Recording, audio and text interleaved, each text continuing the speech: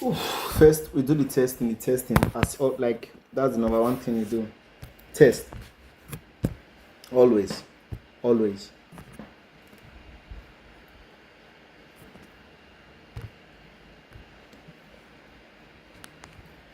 That's the number one thing you do. Test always. Yeah, always. Okay, mic is working. Everything is working fine. We're good. Yeah. I'm wasting time.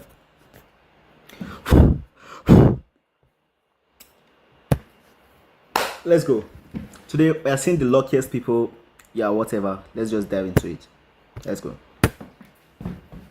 It was Christmas Eve, 1971. 17-year-old Julianne Kopke and her mother Maria Kopke excitedly boarded Lanza Flight 508. They were flying from the city of Lima, Peru to spend Christmas with Julianne's father in Panguana, a biological research center in the rainforest where the family lived. Okay. It would be a short flight, a little over an hour if they were lucky. But they weren't lucky. This is something I just noticed. It seems there's CCTV camera inside the airplane. That's supposed to be illegal. That's actually supposed to be illegal. It's illegal to have a CCTV camera in the airplane. I don't know why. Like there's a CCTV camera, and you can obviously see that this guy is trolling everyone because he's the one planting the cameras. So that's why it's giving the signal that there is no sense, like camera isn't allowed. Far from it. Midway through the flight, with no warning, the plane broke apart. Ooh. Julianne was thrown out and suddenly found herself free-falling some 10,000 feet. How would she survive this colossal fall? That's fire, what bro. had caused the plane to break apart mid-flight? If That's you want answers to these questions and more, then stay tuned as we explore this unbelievable story of survival against all odds, and many more like it. I'm here. Give me everything. I want to know. The day before her fateful flight, Julianne and her mother had attended her graduation ceremony from high school in Lima, Peru. They had originally planned to fly home on the 20th of December, but decided to stay a few extra days to attend the ceremony. A fatal mistake. If Julianne and her mother had flown on the 20th as planned, then they would have avoided flying with Lanza, a notoriously shady airline. In the previous 5 years, 2 of their planes had crashed due to pilot errors. They were so distrusted, Julianne's father warned his wife against flying with Lanza. On Christmas Eve, all other flights were booked, leaving them with no other choice if they wanted to make it home in time for Christmas. Flight 508 had a scheduled stop at Pucallpa, where Julianne and her mother planned to depart and make the rest of their journey home by car. The flight's planned final destination was Iquitos, and it took off without incident with all 86 passengers and 6 crew safely on board. The plane steadily climbed to a height of 21,000 feet, a little under 4 miles above sea level, when all of a sudden the cabin began to rock. A major thunderstorm had formed ahead of them, causing severe turbulence to jolt the plane. Despite the danger, the flight crew decided to continue the journey as they were under pressure to meet the Christmas holiday schedule. So despite the turbulence, they continued on. Inside the cabin, the shaking got so bad luggage came crashing down from the overhead lockers and air stewards could barely stand. This plane was not built to handle extreme weather at all. Later investigations found it was assembled entirely from spare parts of other planes. A literal patchwork plane. And this underlying weakness in the plane's construction proved deadly when it was struck by lightning, ripping the second-hand fuselage apart. The damage sent the plane into a deadly nosedive and it began to break up as it fell through the sky.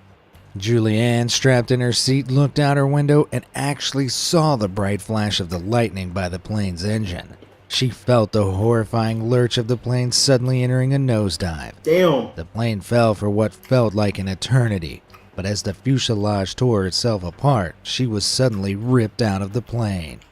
Still strapped into her seat and now free falling from a height of around 10,000 feet, a little under 2 miles, Julianne knew she wouldn't survive. After all, falling from a height of just 6 feet can be deadly for a human, let alone 10,000. And without a parachute, Julianne would be free-falling at terminal velocity. which is Damn. the maximum speed a falling object eventually reaches when air resistance There was becomes also an equal apple. and opposite to the downward Did force she of fall on gravity the apple or pulling did it she to the fall with the earth. apple? Terminal velocity for a human being free falling in a stomach to earth position is 120 miles per hour. To hit the ground at such speed would be a painful end, to say the least.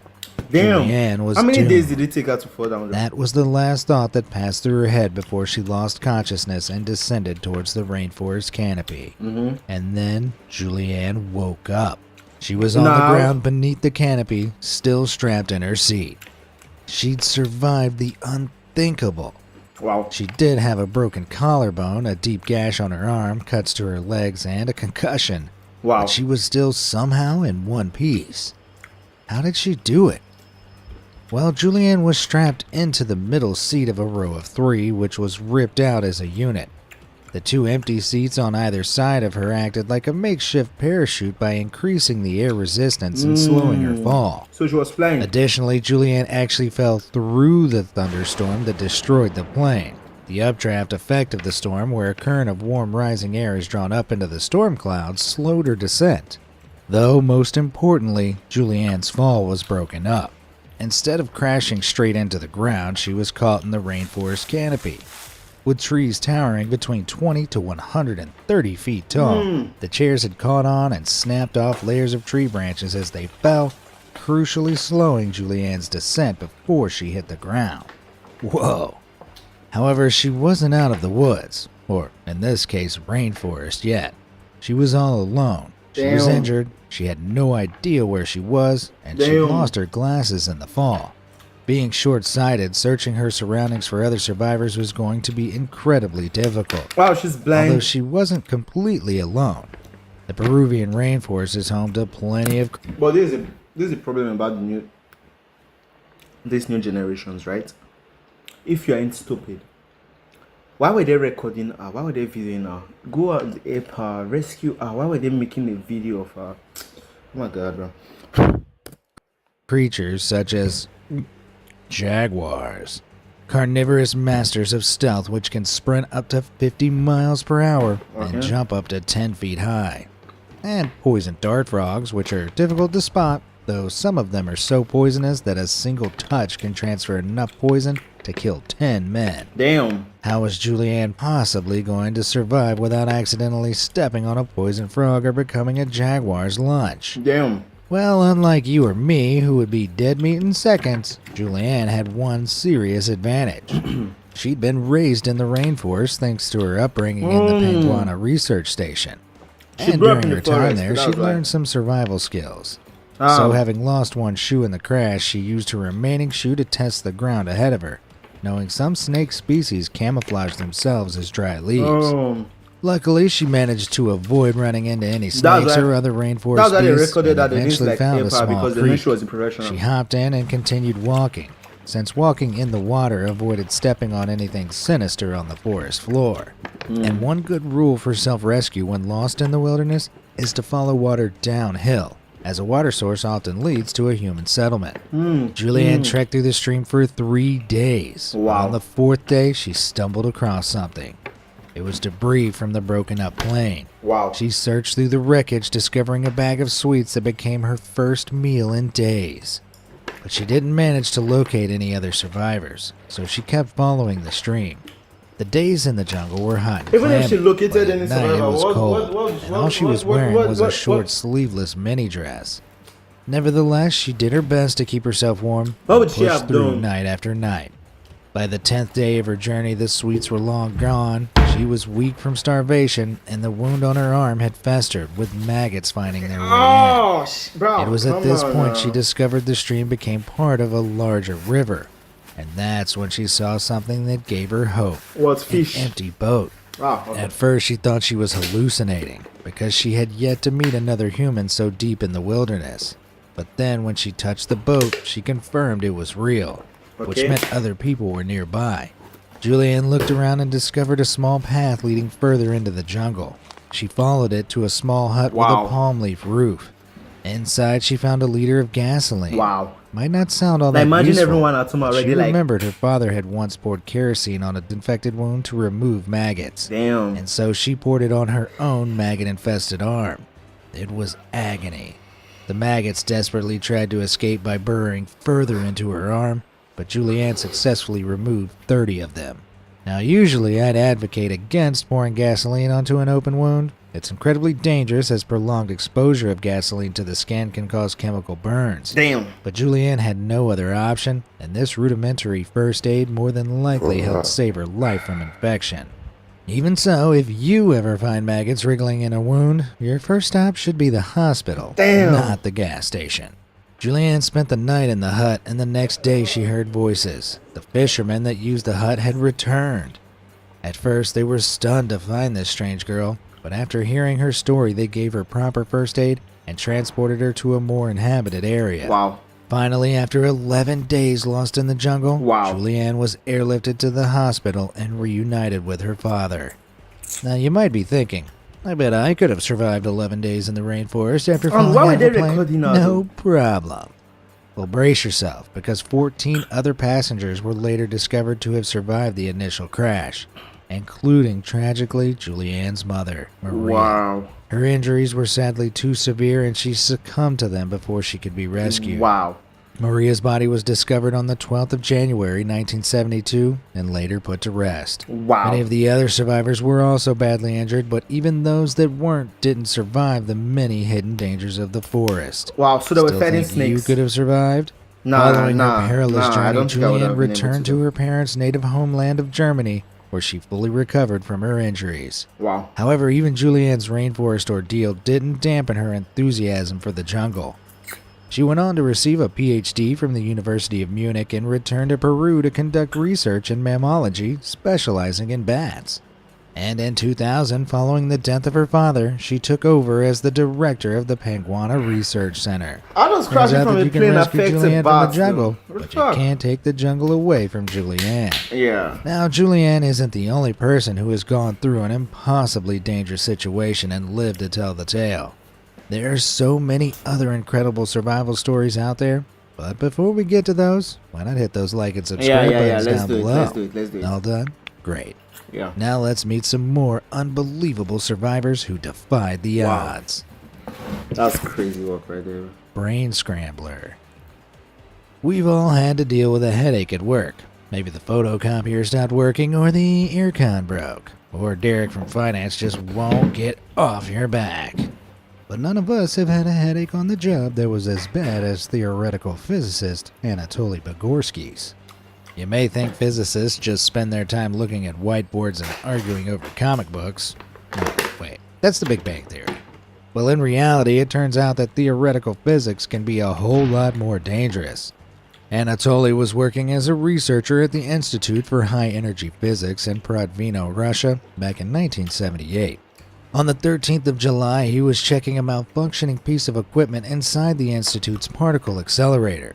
These complex devices fire elementary particles such as protons at very high speeds to produce beams of charged particles that physicists can What study. language is this? It's important to note that the proton beam itself contains a vast amount of radioactive energy.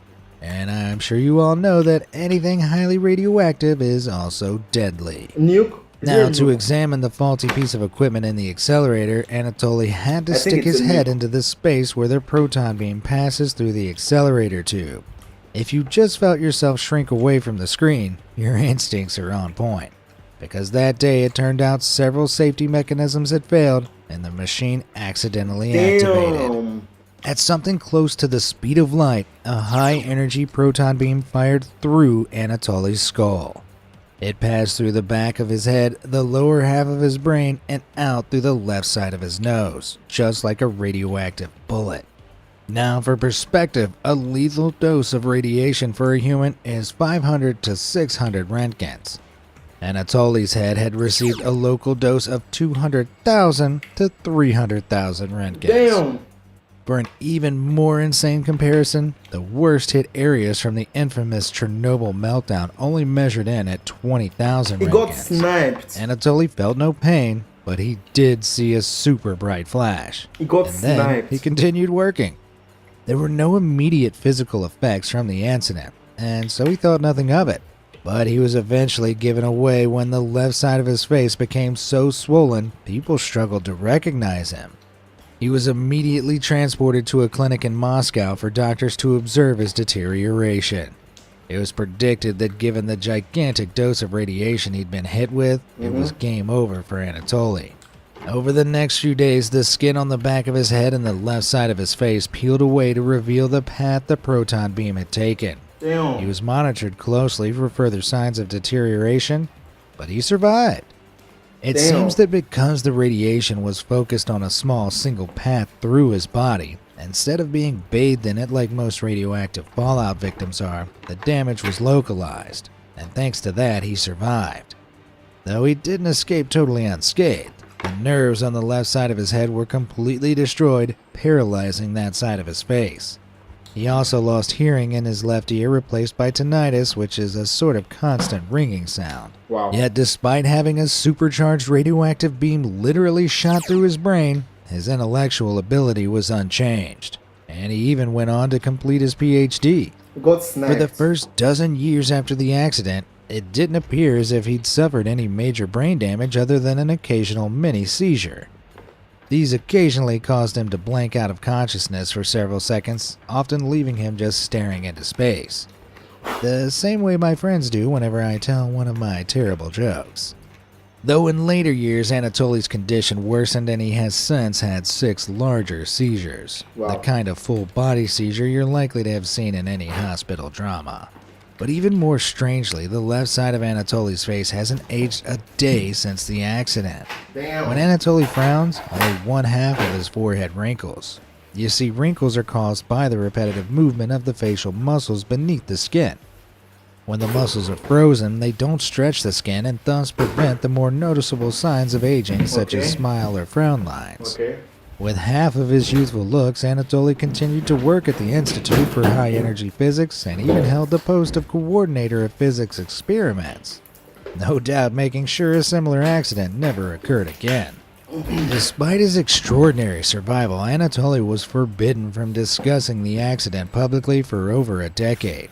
Why? It occurred under the reign of the Soviet Union, when secrecy of nuclear testing was kept closely under wraps to avoid leaking any information to the U.S. and because other of Western sniping? enemies of the time. Twice a year, Anatoly attended a Moscow radiation clinic to be examined, where he also met with other victims of nuclear accidents who were all similarly sworn to secrecy.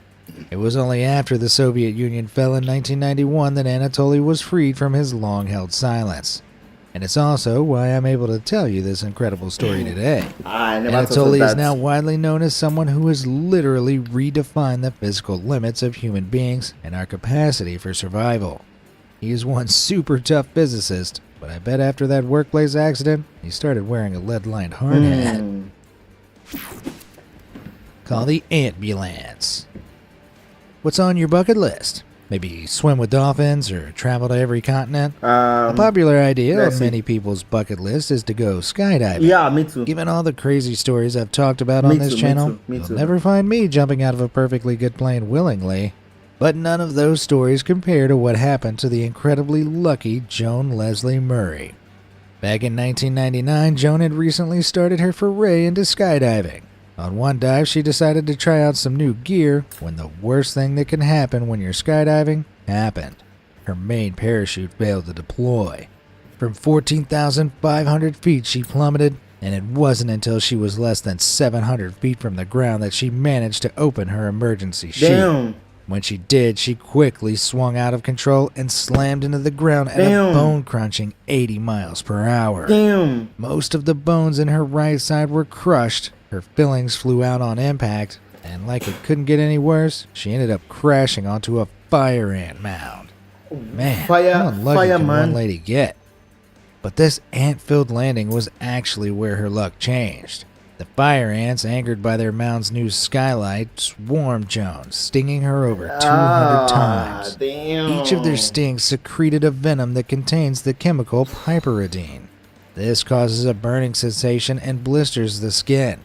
Though in this case, the stinging shots actually saved Joan as they stimulated her nervous system and kept her heart beating until help arrived. Oh shit. Joan spent 2 weeks in a coma following the accident, but after 20 constructive surgeries and 17 blood transfusions, she was released from the hospital 6 weeks later and went on to make a full recovery. Now, you'd think this would have put Joan off skydiving for life, right? Yeah. Well, unbelievably, she went skydiving again only 2 years later. Move over, Taylor Swift. Turns out Joan here is the real anti-hero. Yeah, I know, right? Go with the float. There comes a time in a man's life when he feels lost or unfulfilled, and inevitably makes a bunch of terrible decisions. Classically known as the midlife crisis, it's the time where some men buy a sports car they can't really afford or get a giant phoenix tattoo on their back. I'm looking at you, Ben Affleck. But in the case of one Dougal Robertson, a former British Navy sailor turned dairy farmer, he decided to take his whole family along on his midlife crisis. Damn. On January 27, 1971, Dougal, his wife, and their 4 children set out onto the ocean in a schooner, a 43-foot-long sailing boat. Dougal thought that a boat trip around the world would teach his kids some invaluable life lessons, and so the family spent 17 months at sea, sailing from port to port and seeing the world. 17 months. How long is that?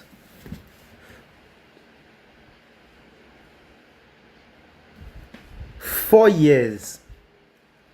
4 years. Continue. But it wasn't all plain sailing. On June 15, 1972, the family encountered a group of killer whales off the coast of the Galapagos Islands. Nice.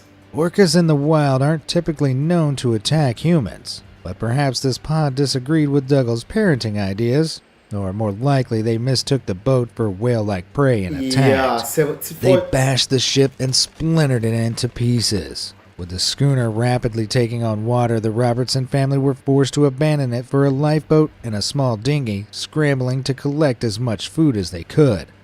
But after just 6 days, the food ran out. The family were forced into survival mode to stay alive.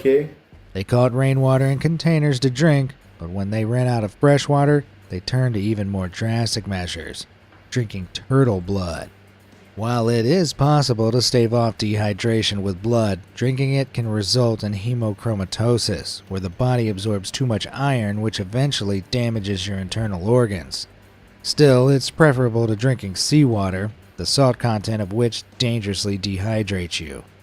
Turtles became the family's main food supply as they were able to hunt them for meat and melt the fat in the sun to create oil to rub on their skin to keep warm.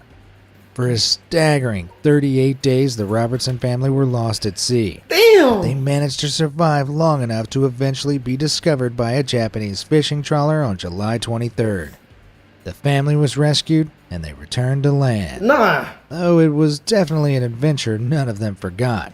I bet the next time Dougal suggested a family road trip, everyone was suddenly very busy. Damn! Well, hello there. We've all got a good holiday story. Crazy. Nothing beats That's Julie and really Liz's crazy whale story. of a tale. In November 2020, Julie McSorley and Liz Cottrell were kayaking in San Luis Obispo, California.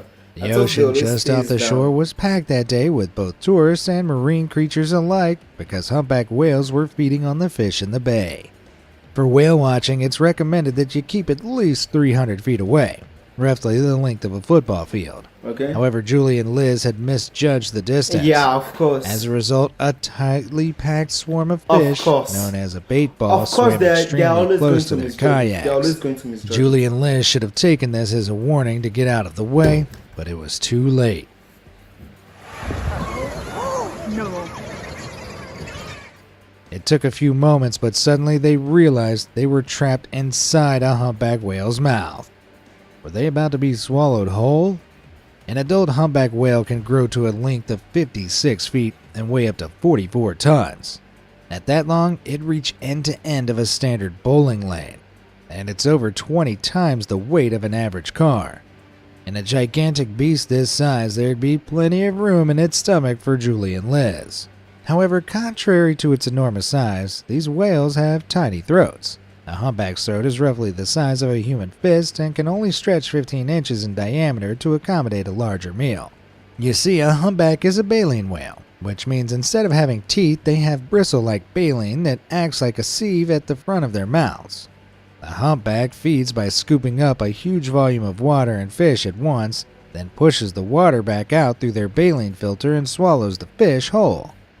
The natural instinct of a whale is to spit out anything they can swallow, and this whale was just as surprised as Julie and Liz when it accidentally swallowed them, so luckily it quickly spat them both back out. They were dumped back into the water harmlessly with no injuries at all. Don't be fooled, though, into thinking it's safe to jump into any old whale's mouth. If Julie and Liz had accidentally run into a sperm whale, then this story could have ended a whole lot worse. Sperm whales are toothed whales and are the only species with throats large enough to fully swallow a human. The 65-foot-long marine mammals have large throats to feed on larger prey such as giant squid, which they sometimes swallow whole. In fact, a colossal squid which can reach 46 feet long has been found fully intact inside a sperm whale's stomach before. What the fuck? But don't worry about accidentally becoming a sperm whale's toothpick when you're out surfing. It's highly unlikely you'll ever run into one. These whales prefer to live in the open ocean, regularly diving to depths of over 10,000 feet to hunt for squid. So unless you're cruising around in a submarine, it's unlikely you'll bump into any sperm whales anytime soon. Not that whales want to run into you either. They much prefer to hang out by themselves and listen to podcasts. Yeah. Where's listening to Podcast? music? Well, That was I'll crazy see work. myself out for that one. Yeah, that was crazy work. Which of these stories Damn. Nah, that was. Oh, yeah. I've had enough today, bro. Crazy.